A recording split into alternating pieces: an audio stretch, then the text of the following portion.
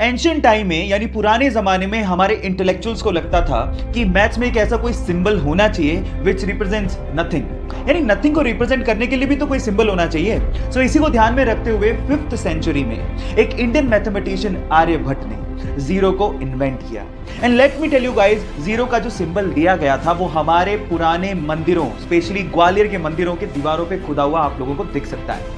So guys, अगर आप ये सोचते हैं कि जीरो की इन्वेंशन कोई बड़ी इन्वेंशन नहीं है, तो मैं आपको आपकी जानकारी के लिए बता देता हूं, अगर जीरो इन्वेंट नहीं हुआ होता ना तो बाइनरी लैंग्वेज नहीं आती, और बाइनरी लैंग्वेज नहीं आती तो एक कंप्यूटर लैपटॉप कुछ नहीं होते।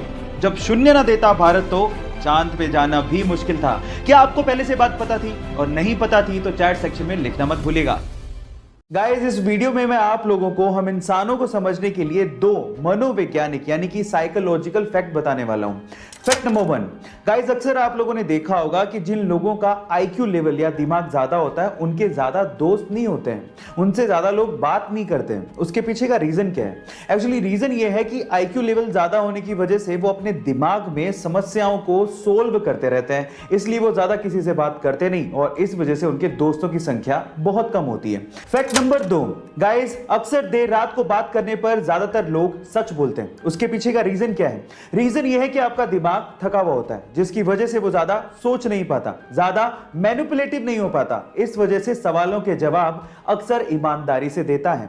गाइस, ये दोनों साइकोलॉजिकली इंटरेस्टिंग फैक्ट्स आपको कैसे लगे चैट सेक्शन में जरूर लिखिए। लोगों को टैटू बनवाना बड़ा अच्छा लगता है, लेकिन अगर आप अपनी बॉडी पे टैटू बनवा रहे हो तो पहले इस वीडियो को ध्यान से देख लेना, क्योंकि अगर आपकी बॉडी पे टैटू होगा तो आप इंडिया में बहुत सारी हाई लेवल गवर्नमेंट जॉब्स और बहुत सारी सिविल सर्विसेज में अप्लाई नहीं कर सकते हो। कौन कौन सी है वो सिविल सर्विसेज और जॉब्स, मैं आपको बताता हूं। वो है IAS, IPS, IFS, IRS, और इसके अलावा अगर आप सेना को ज्वाइन करना चाहते हो तो भी उसमें अड़चन आएगी। जैसे कि आप लोग भारतीय रक्षा सेना में अप्लाई नहीं कर सकते, नौसेना में, सेना में, वायु सेना में, कहीं भी अगर आपके बॉडी पे टैटू है तो आप लोग उन जॉब्स में अप्लाई नहीं कर सकते। So be careful about that guys. जितना साथ एक इंसान दूसरे इंसान का नहीं निभाता, उससे ज्यादा तो ये बेजुबान जानवर एक इंसान का साथ निभा देते हैं। कैसे? जरा इस पिक्चर को ध्यान से देखिए। इस पिक्चर को एक्चुअली एक हॉस्पिटल की नर्स ने खींचा था। उसके अनुसार ये बुजुर्ग पिछले 3 दिन से अस्पताल में थे, लेकिन उनके परिवार से कोई भी सदस्य उनसे मिलने नहीं आया। पर ये कबूतर पिछले 2 दिन से उनके बेड पर आता, आके बैठता और थोड़ी देर बैठ के चला जाता। बाद में पता लगा कि बुजुर्ग अस्पताल के पास वाले पार्क में इस कबूतर को दाना डाला करते थे। गाइस, क्या आपको भी लगता है कि ये बेजुबान जानवर आपके द्वारा किए गए अच्छे कामों का कर्ज बड़े अच्छे से निभाते हैं? चैट सेक्शन में जरूर लिखिएगा। गाइस, मान लीजिए कि अगर आपको कोई पेंटिंग बनाने को बोले तो सबसे पहले आप क्या ढूंढेंगे? Pencil, colours.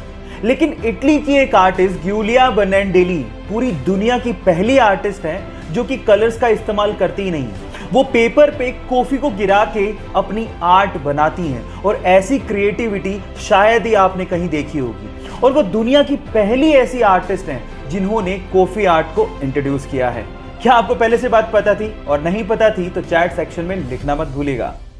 आप लोगों ने अपनी जिंदगी में जिंदा लोगों को रेस को जीतते तो देखा होगा, लेकिन क्या आपने कभी अपनी जिंदगी में मरे हुए यानी कि मृत लोगों को रेस जीतते देखा है? अब आप लोग कहोगे कि मैं कैसी बहकी बहकी बातें कर रहा हूं, लेकिन ऐसा हुआ है। 1923 की बात है, घोड़ों की दौड़ चल रही थी। उसमें से अचानक से एक घुड़सवार को हार्ट अटैक आ जाता है और वो वहीं घोड़े पे बैठा बैठा मर जाता है।